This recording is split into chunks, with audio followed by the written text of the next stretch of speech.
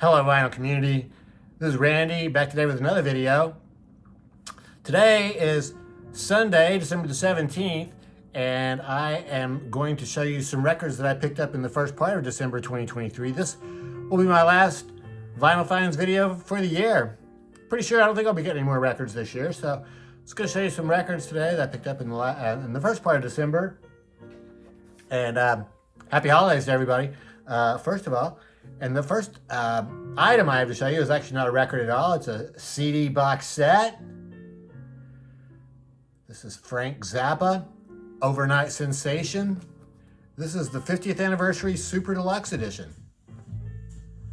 So this is a 4 CD, 1 Blu-ray box set celebrating the 50th anniversary of this release. I got an email from Frank Zappa telling me about this release, and I was going to order the 3-record set, which was on colored vinyl, expanded edition 3-record set on colored vinyl, and I'd put that in my shopping cart, and I was going to think about that overnight, and then the next morning when I went to purchase it, they were all sold out. So I wasn't able to get that one. But I think it worked out better, actually, because they had some extra songs on it, but this has those extra songs that were on the record, and this also has 2 entire concerts from 1973.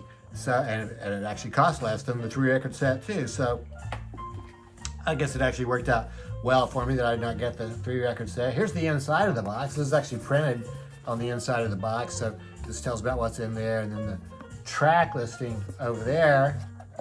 Jamie Cuttle did an unboxing of this Zappa set, and I would highly recommend that you check out his unboxing. So there's 4 CDs in here. The first CD is the original album, and then some extras, bonus session masters, and bonus vault sensations. The second CD is more bonus vault sensations continued, and then the first part of the show at the Hollywood Palladium in Hollywood, California on March 23rd, 1973. And all the CDs look a little bit different. Well, not a little bit different, they look totally different. They have totally different graphics on each CD. This one finishes up that show that was started on the previous disc. And then May 12th, 1973, Cobo Hall in Detroit, Michigan. So I haven't even listened to these yet, but I'm going to. And the final disc is a Blu-ray disc.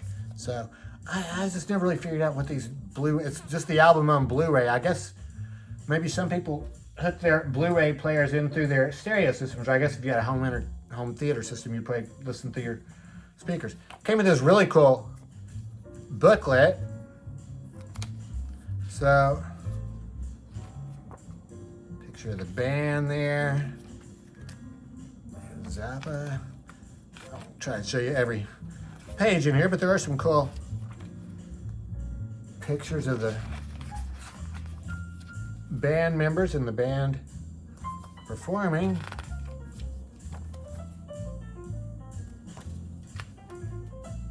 Yeah, so I put this box underneath some other CDs after I'd listened to the very first CD, listened to the album one time through, and then I forgot to listen to the rest of it. So it kind of got buried under some other stuff, and I had forgotten to show it in a previous video. So I'm going to go back and listen to these shows. I'll probably listen to these just about what I got through doing this video. So yeah, Overnight Sensation.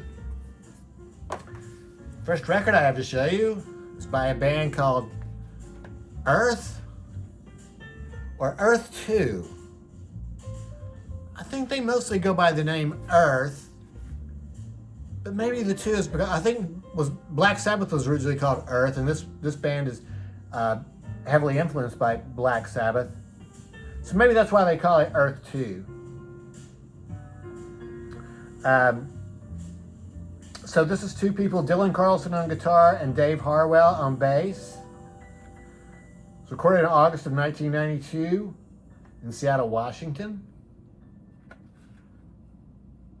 1992 for this one. So this is a band that is heavily credited with being one of the first doom bands, I think. And this is instrumental and just extremely slow and sludgy. And this is actually the special low frequency version, which I never heard the first version, but I guess that means it's got some really low parts in there.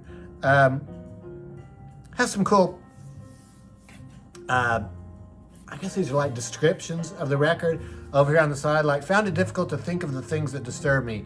Afterwards, everything seemed right with the world. A physical presence in the room. I can almost touch the sounds. Forget drugs and alcohol. I am very, very mellow. I feel alert, yet very calm, wonderful after a hard day. So it's true. This is very relaxing music.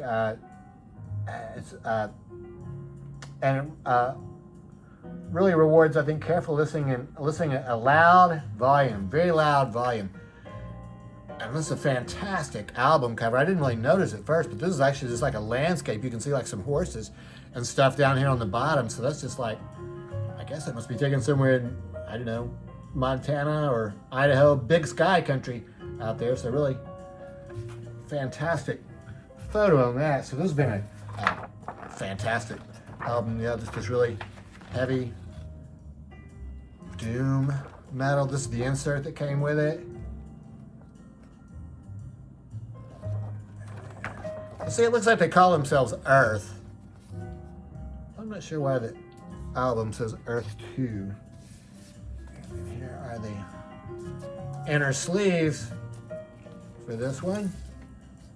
Colored vinyl. Very cool looking. This record is the same color. Earth. Got more doom. Been getting into a lot of doom lately, so winding up the year on a doom. No, I guess doom music. It's really weird. It took me a while to. I did a video recently where I talked about I heard a Sun record, which really sort of opened my eyes to doom. So I'd never listened to it too much before, and I think a lot of the reason is just because it's called doom. It just doesn't sound like anything that would be a whole lot of fun to listen to. And I'm not sure where they came up with that name either. I guess a lot of the music is sort of based on early Black Sabbath, and they had a song called Hand of Doom, I suppose. So, but anyway, I got this record by the Melvins, which is another early doom band. They formed, I was reading some about them. They formed, I guess, in Washington in the mid 80s, but then moved to Southern California there towards the late 80s. There's like two permanent members of this band, King Buzzo and Dale as the drummer. Mark is the bass player for this record, but they changed bass players quite a bit. This is a reissue of a 1996 album. This is their first album on a major label on Atlantic Records. This is a 2015 reissue on Third Man Records. But I guess this was their second record on Atlantic Records. So this is kind of different from the other two Melvins records that I have. There's some singing on this one that almost sounds like a regular a band type singing. It's not totally doom.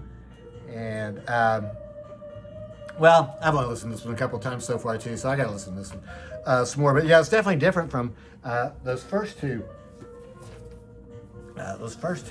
Melvins records that I got. And this one is on Third Man Records. Originally issued on Atlantic, but reissued on Third Man. I mentioned a couple videos ago that I got some records from Don Giovanni Records. 5 records. They were having a sale, like a grab bag sale, 5 records for $30. And I'm probably really only going to keep 2 of the records, but 2 of them are really good. One of the ones that I'm keeping is by this band called Upset. Upset, She's Gone. This is a record from 2015. Here's the track listing. All of these Don Giovanni records the covers are kind of basic. They just have like a picture on the front and then just the songs listed on the back, but they do all come with inserts. I really like the layout on this one. And this band is 3 women: Ollie Kohler, Jennifer Prince, and Patty Schimmel. Kyle Gilbride plays bass on the record, but I guess he's not an official member of the band. I think Ollie Kohler is the main person, guitar, vocals, and I think she wrote the songs too. So, yeah, like I said, I really like the layout. And then here's the lyrics. And this music sounds like, I would call it indie rock. If someone were to ask me to define indie rock, I mean, this would be one that would just be right there. Totally indie rock sounding. And, yeah, nice, catchy, upbeat songs. Fun to listen to. So, Upset, She's Gone. That is on delicious black vinyl. Don Giovanni Records. A couple months ago, I showed a compilation that I got called Sad About the Times, which was compiled by a guy in Australia named Mikey Young. That was from 2019. It was reissued in 2023 on vinyl, or maybe 2022. And then they did another 2-record set called Still Sad. So these are all songs from the early 1970s that are by, like, you wouldn't even call them one-hit wonder bands, because these are bands that these songs were really not known at all. And they all have sort of a folky country sound. I have actually just recently done a couple videos where I did videos of Firefall, You Are the Woman, and well, really especially that Firefall record. It has sort of the sound, I would call it sort of the sound like these, just that sort of mellow rock sound. I guess they call it still sad, but all the songs aren't necessarily really sad, but they're just kind of mellow sounding and like folky sounding. And like I say, these are all people I've never heard of before, and they're spread from, I think they're from all over the world, not Australia necessarily, but the US and UK too. So,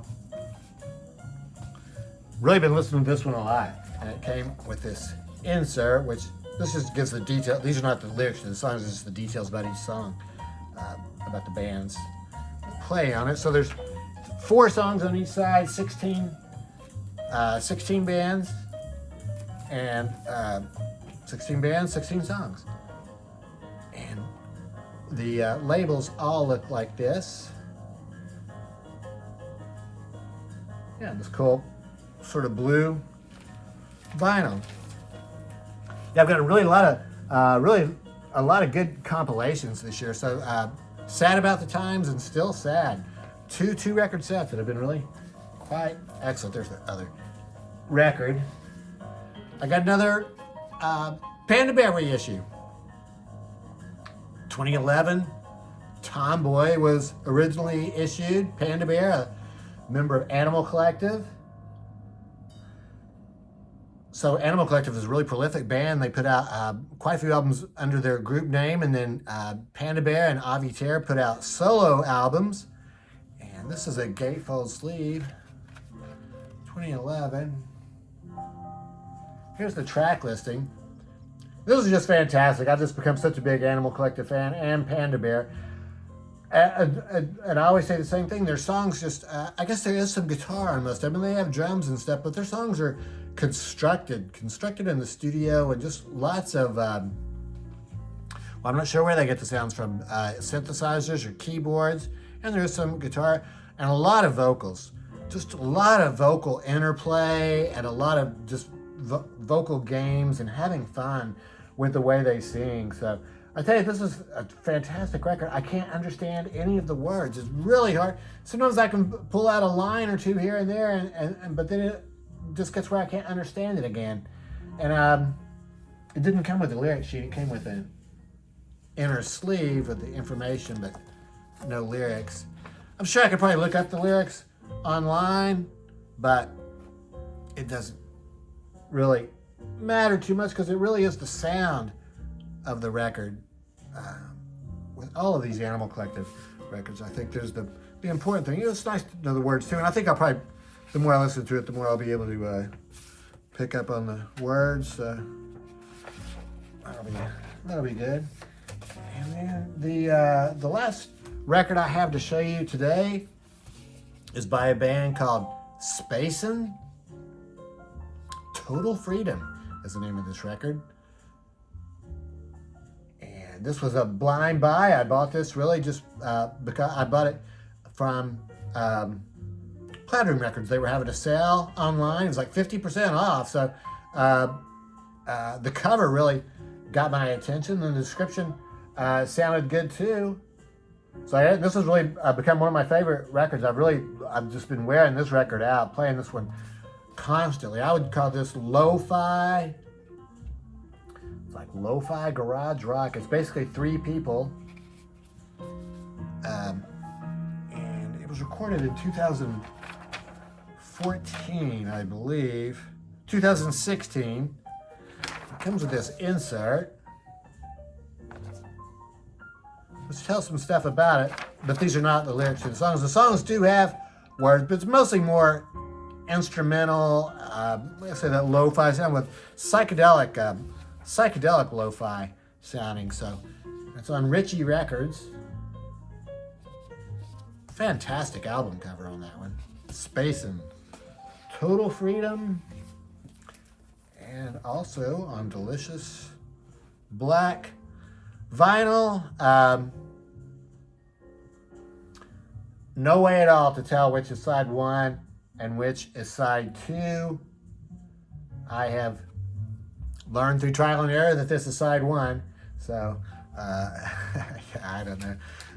With this record, it probably doesn't really matter too much which side you play first. Really, also with that Panda Bear record, because you can't really understand the words, and it's really just the sounds. And yeah, I think you can start with either side if you wanted to. So, yes, that's all I've got for this time. So, I hope everybody's having a fantastic holiday season so far. Let me know what you think about these records. I'm always interested to know. And, yeah, I hope everybody's doing well. Thanks very much for watching.